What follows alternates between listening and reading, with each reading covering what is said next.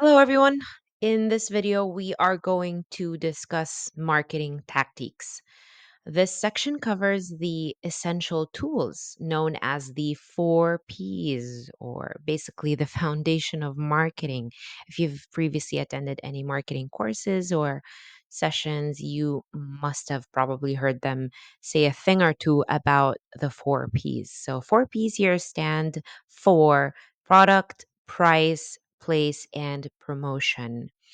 And so we will be discussing the four P's along also with more modern concepts like the 70s, which include aspects like technology and transparency.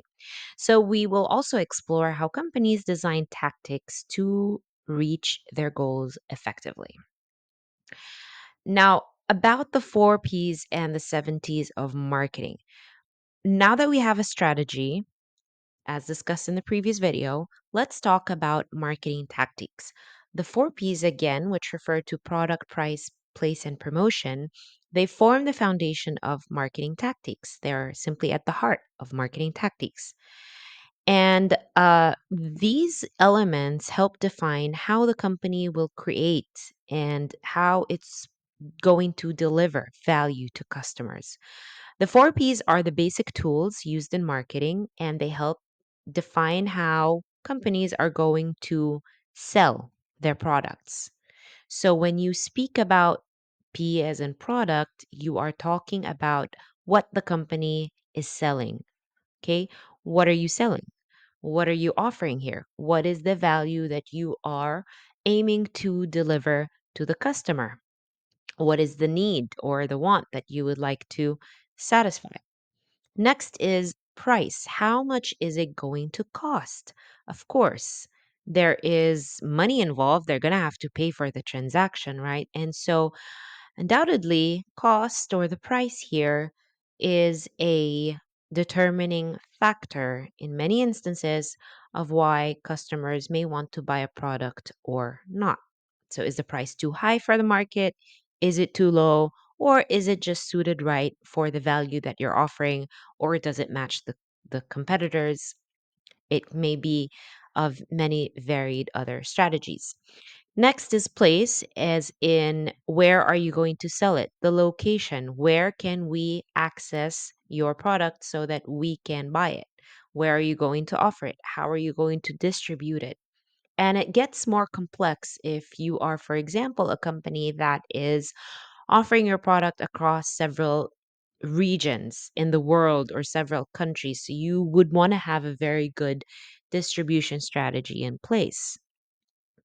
And last is promotion. So this asks the question, how will people hear about your product? How are they going to know about it? What is your promotional strategy? Are you going to go with mass advertising? Are you going to go with personal selling? Are you going to capitalize on social media and make use of the various social media platforms and promote your product there? So, but marketing has evolved, and now companies also look at the 70s, and these focus more on modern aspects of business. So, what are these 70s? You have T, the first T is technology. How can we use technology to improve the product or customer experience? How can you incorporate this idea of continuous improvement in your market offerings? How can you continuously innovate on them? So, how can you capitalize on technology to deliver innovation as well?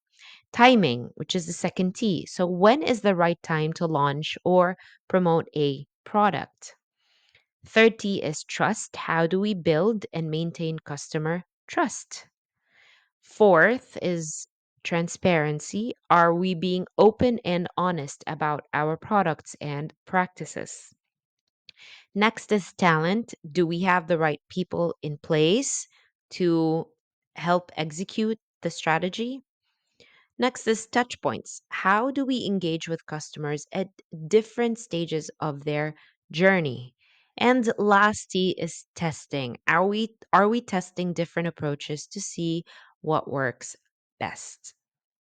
So as you can see, these different 70s, they really target modern aspect of doing business, and they really help ensure that the whole process of delivering a valuable product or service to the customer is really being appreciated also by the market.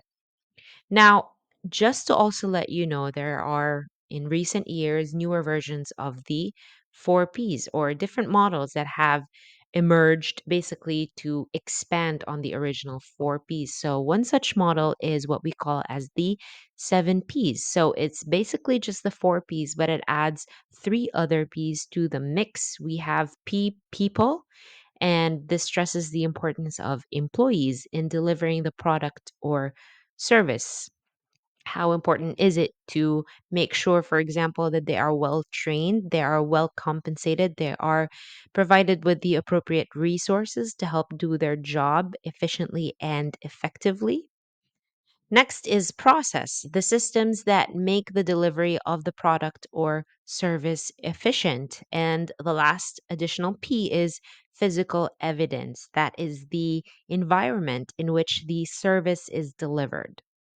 Another updated model is the SAVE framework, which changes the 4Ps into more customer focused more customer focused categories, right? So SAVE, which is obviously SAVE, it stands for solution. S is solution. So instead of product, you're thinking in terms of solution, as in you're focusing on solving a customer problem. A is for access instead of place. So make sure that customers can easily access your product or service.